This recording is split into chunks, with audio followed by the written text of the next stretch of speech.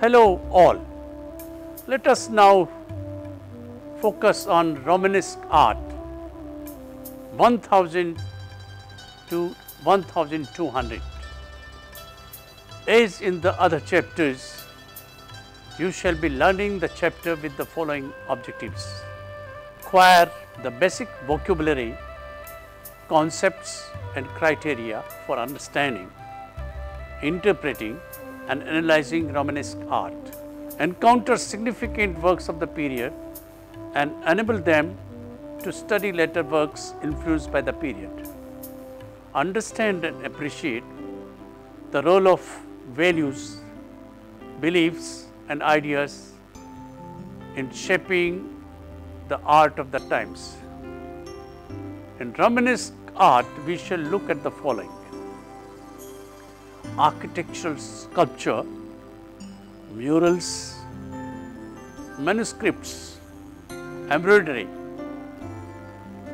metalwork, stained glass mosaic. Let us look at the architectural sculpture first. Architecture was relevant to the arts in the Romanesque period, not just because of its religious nature that brought all people together, but also because it provided the physical context for a revival of the art of the monumental stone sculpture, an art that had been dormant in European art for 500 years. The church's attempt to purify its followers and to fit them to fulfill their social function better had actually begun with the monastic institution. This enabled the growing flood of pious donations and created suitably inspirational Christian art to illustrate the message of the Bible. The mute facades used in early medieval buildings were transformed by Romanesque sculptors into speaking facades with richly carved portals projecting bold symbolic and didactic program of the outside world. Christ enthroned in majesty might be carved over the entrance, and increasing importance is accorded to the Virgin Mary. The prophets, kings and queens of the Hebrew Bible were seen by medieval Christians as precursors of the people and events in the New Testament.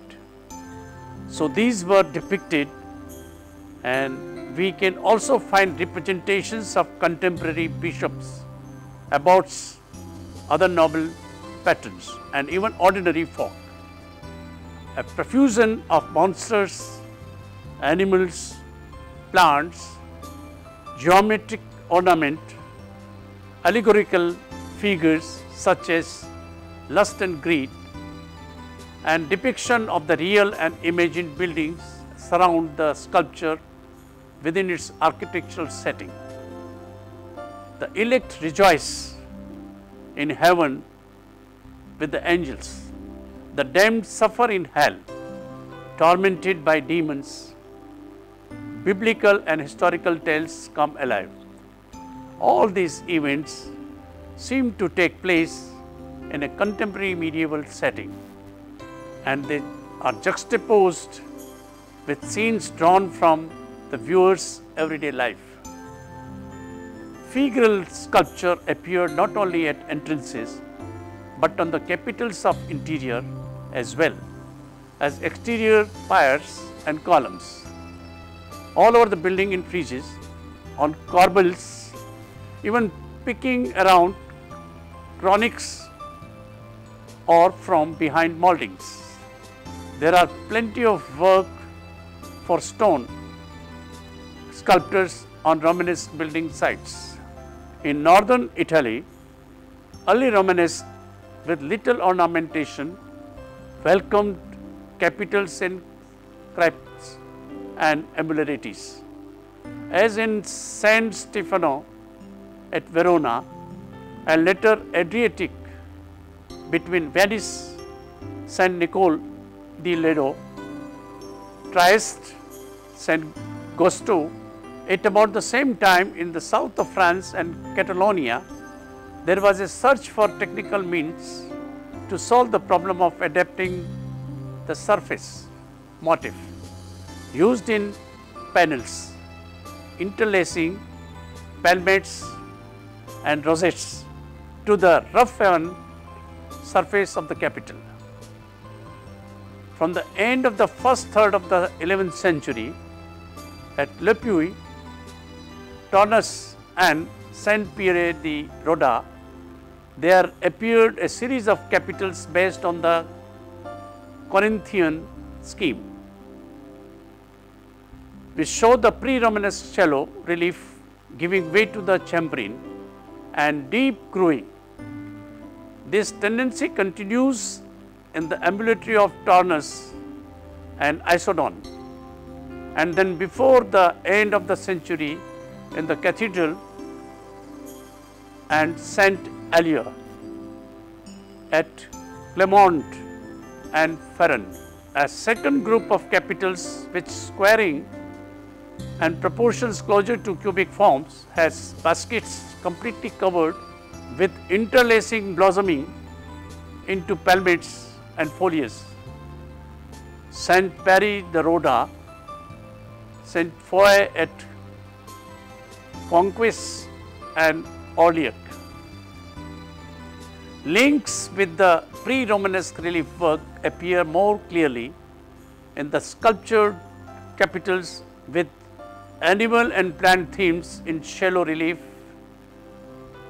in the church of Saint Martin du Canigou, in the confluent reliably dated to the early 11th century. The transition from ornamental to figurative in the decoration of the capital and the role of figure intended to emphasize and lighten its function are only two aspects of the amazing wealth of experiments which help to form the style peculiar to Romanesque plastic art, give it its architectural character during the 11th century. The northern France, where the forms of cubic capitals can be compared with those of the Ottonian world, the capitals of Vignori, ornamented with geometric, plant and animal motifs in a half-flat technique, testify to concerns similar to those observed in the south of France. At Saint Remy of Rheims, some stucco capitals with the varied repertory of foliage, animals and figures are preserved. In Normandy, the two series of capitals at Bernay, the older of which may go back to 1020 to 1040, relate both to Burgundy and Loire region. These contexts have been partly explained by the activities of celebrated prelate Williams of Volpiano, summoned to Burgundy by the Duke of Normandy at the very beginning of the 11th century. Subsequently, Normandy adopted highly geometrized and schematic abstract motifs, making them one of the characteristics of Romanesque style, whose contribution to Western art was essentially architectural. Inter-regional connections were also established between Burgundy and the region of the Loire and Rhone Valley. From the early 11th century, Burgundy possessed monuments of the first importance: Cluny Roman Montier, Saint Philibert of Tournus, Saint Benoît of Dijon. The last named Abbey Church, which played such a large part of the flowering of the Romanesque apse during the first 2 decades of the century. Under Williams of Volpiano was in the first day crypt, some magnificent capitals decorated with complicated monsters, accompanying corner masks and figures. Their innovative nature makes them one of the most striking experiments as regards style. A great variety of pictorial and biblical themes are found on capitals and includes scenes of creation and the fall of man, episodes from the life of Christ, and those Old Testament scenes which prefigure his death and resurrection, such as Jonah and the wail of Daniel in the lions den. Many nativity scenes occur, the theme of the 3 kings being particularly popular. The cloisters of Santo Domingo de Silos Abbey in the northern Spain and mosaic are fine examples surviving complete. In this figure, second coming in chapter 4 and 5 of Revelation are created. This gigantic Christ is an imposing iconic image of enduring grandeur. He is enclosed by Mandarola. A cruciform halo rings his head. Although Christ is stable, even static, in this apocalyptic appearance, the 4-winged creatures symbolizing the evangelist Matthew, the man upper left, Mark the lion lower left, Luke the ox lower right, and John the eagle upper right, who frame him on either side, move with dynamic force as if activated by the power of his unchanging majesty. Rippling bands extending across the tympanums Christ's sides, under him perhaps representing waves in the sea of glass like crystal. Revelations 4:6 delineate 3 registers in the 24 elders with gold crowns on their heads and either a harp or a gold bow of incense. Revelation 4:4, 5:8 takes an individually conceived pose and posture. Each of them takes an individually conceived pose and gesture, as if the sculptors were demonstrating their ability to represent 3-dimensional human figures turning in space in a variety of postures, some quite challengingly contorted. Foliage and geometric ornament covers every surface surrounding their tableau.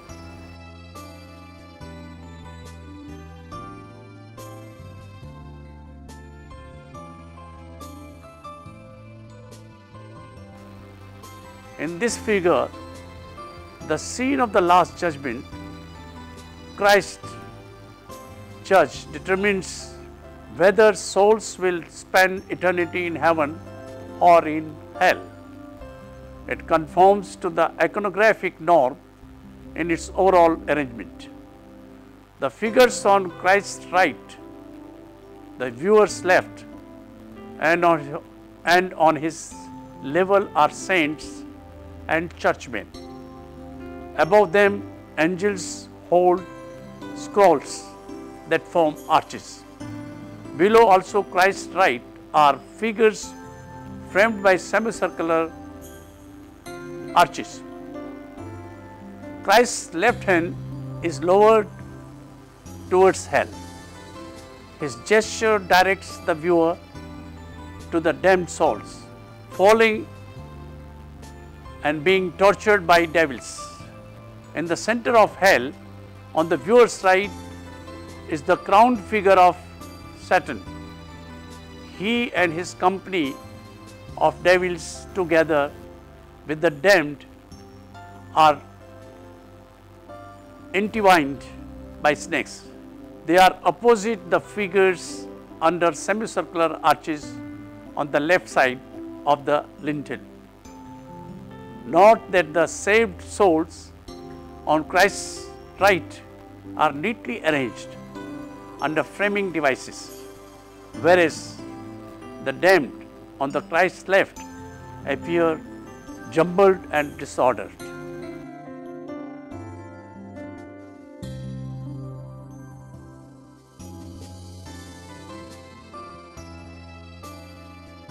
At Autun Cathedral in Burgundy, the sculptural decoration was carved by Kisleberts, who signed his name on the tympanum, a capital representing the flight into Egypt, shows the Holy Family fleeing the edict of the King Herod, which decreed the death of all male children under the age of 2. Joseph leads a lively high stepping donkey carrying Mary and Christ out of Bethlehem into Egypt. The capital exemplifies a taste for elegant surface design characteristic of Romanesque sculpture. Decorative foliage is relegated to the brown, and designed field circles support the figure. Open and closed circle designs are repeated in the borders of the draperies. On Joseph's hat, on the halos and the donkey trappings, although typical are the repeated curves representing folds which are carved into draperies more for their pattern effect than to definite organic quality. On Joseph's tunic, the surface curves enhance the impression of backward motion, as if the cloth had been blown by the sudden gust of wind. The Romanesque artist's disregard of gravity is evident in the figure of Christ. He faces front with the light, with his right hand resting on a sphere held by Mary. He is suspended between her knees with no indication of support for his weight. He is depicted as homunculus, little man, baby-like only in size, having neither the physique nor the personality of an infant. This depiction of Christ as a child man, partly a reference to his miraculous character, is a convention of Christian art before 1300. Like other arts, Romanesque murals also had a didactic along with decorative function. Christ in Majesty or Christ in Redeemer enthroned within a mandorla and framed by a four-winged beast, and was the most drawn painting in the semi-dome of the apse of the church.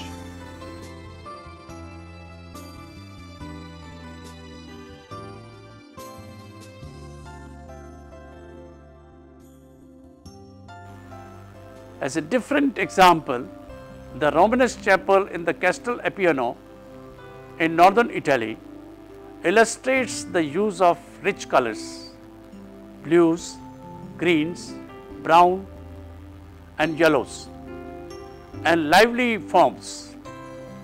In the details of semi-dome in the central apse, Mary and Christ are enthroned between two angels. A floral border frames the scene. It is interrupted by the jeweled golden throne, which suggests Byzantine influence. Formal unity is created as the background green repeats the shape of the border, while the blue repeats the pointed oval of the apse itself. Mary is frontal, staring directly at the viewer. Her draperies echo the background blue and green, and her flat halo repeats the color and beaded designs of the throne. The draperies also reflect a taste for elegant and curvilinear surface patterns that are unrelated to organic form. As in Autumn Flight, although differing in proportions, Christ is a small man held in Mary's lap. His right hand is extended in the gesture of benediction.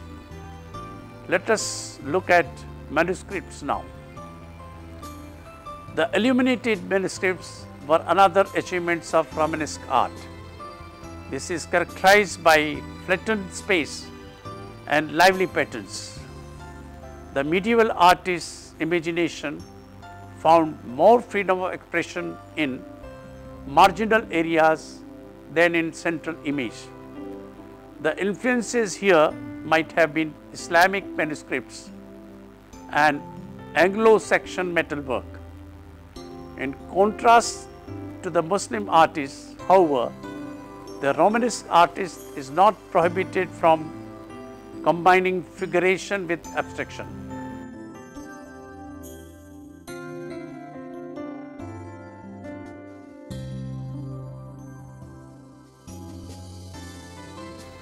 A particularly exuberant Romanesque interlace appears in an 11th century manuscript page illustrating the initial T.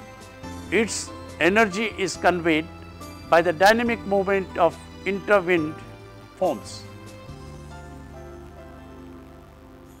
And because of their dynamism, they have an organic character that borders on the figural despite being geometric. The transition between nature and abstraction is enhanced by the interlaces flanking the T, which emerges from the mouths of the birds.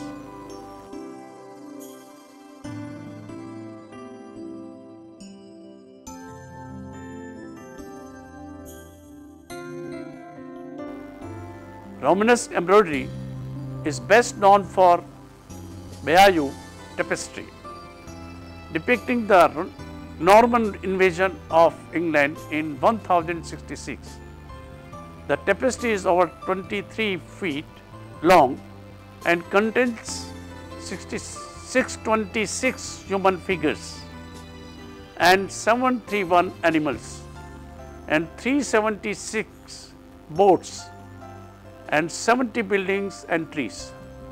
Obviously, it was a daunting task embroidering made by stitching colored wool onto bleached linen. The events it depicts unfold from left to right, accompanied by Latin inscriptions. In the figure here, William the Conqueror leads a group of Norman nobles, including Odo, on galloping horses against the English. The scene takes place on Saturday morning, October 14, 1066, when William's army departed from Hastings to fight Harold, the Saxon king of England. See the helmeted and the armed riders.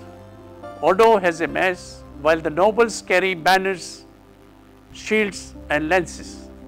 The weapons held on diagonal increase the illusion of movement, carrying the narrative forward.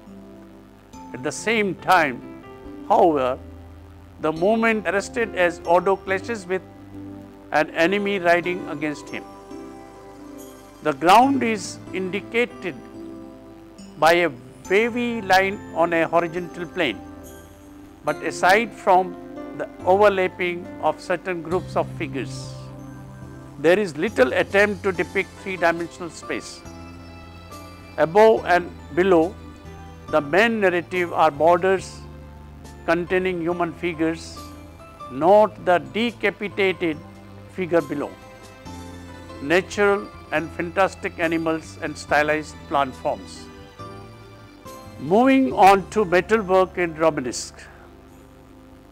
Metalwork, including decoration in enamel, became very sophisticated, and many spectacular shrines made to hold relics have survived. Precious objects in these media had a very high status in the period. The best known examples are the shrines of three kings at Cologne Cathedral by Nicholas of Verdun and others, circa 1180 to 1225. The Stavelot triptych and reliquary of Saint Maurus.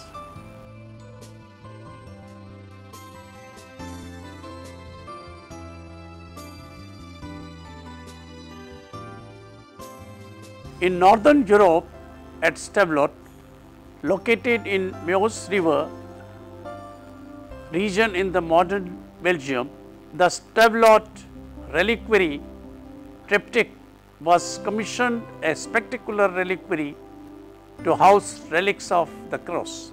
Designed in the form of triptych, an altarpiece with three sections, the Stavelot reliquary depicts scenes from the popular medieval legend of the true cross, the cross of the Jesus. The scenes on the wings are shown in enamel inlay on a gold ground and are framed by circles, which could denote the ascending universal church. The wings themselves contain Corinthian columns supporting round Romanesque arches. In the central panel are two small triptychs. The larger depicts the cross with standing figures of Constantine and his mother Saint Helena. Two archangels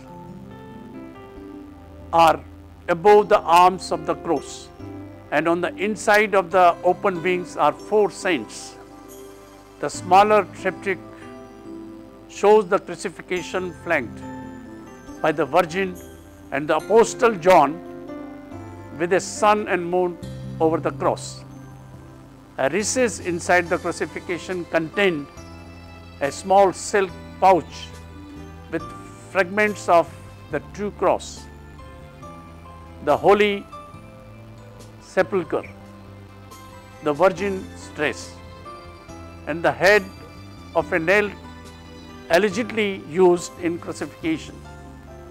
The main wings depict three Constantine scenes on the left and three Helena scenes on the right. They focus on Constantine's conversion to Christianity and Helena's discovery of the true cross. On the left, reading from the bottom upward, are Constantine's vision, his victory over Maxentius, and his baptism.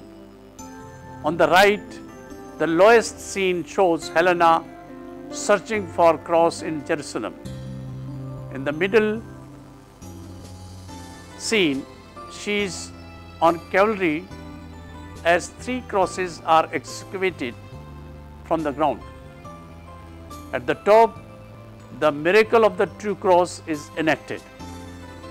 To discover which of the three crosses was Christ's. Helena had each in turn held over the body of the dead boy, whose funeral procession happened by. The two cross restored him to life. These scenes conveyed to the medieval pilgrim a message about the power of the cross and its role in establishing Christianity as the official religion of Rome. The vision of Constantine here, represented as dream, set in motion this sequence of events. An angel holding the inscription, "In this you conquer," points to cross in the sky. The pairing of Constantine and Helena also pairs Rome on the left with Jerusalem on the right. When pilgrims traveled to Stavelot, they reinforced their identification with these sites. Let us now talk about stained glass mosaics. Oldest known fragments of medieval pictorial stained glass appear to date from 10th century. The earliest intact figures are 5 prophet windows at Augsburg, dating from the late 11th century.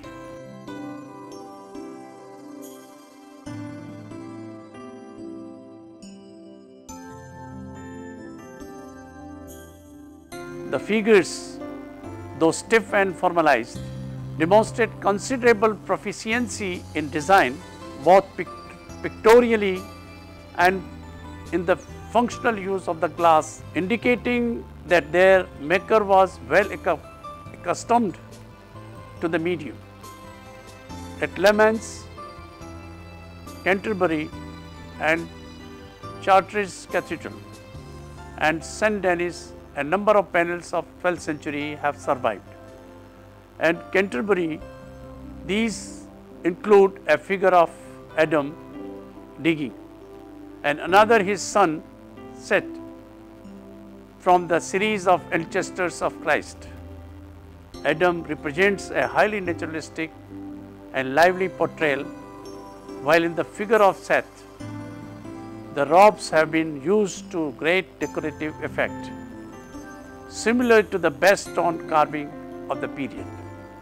Let us look at more artworks of this time.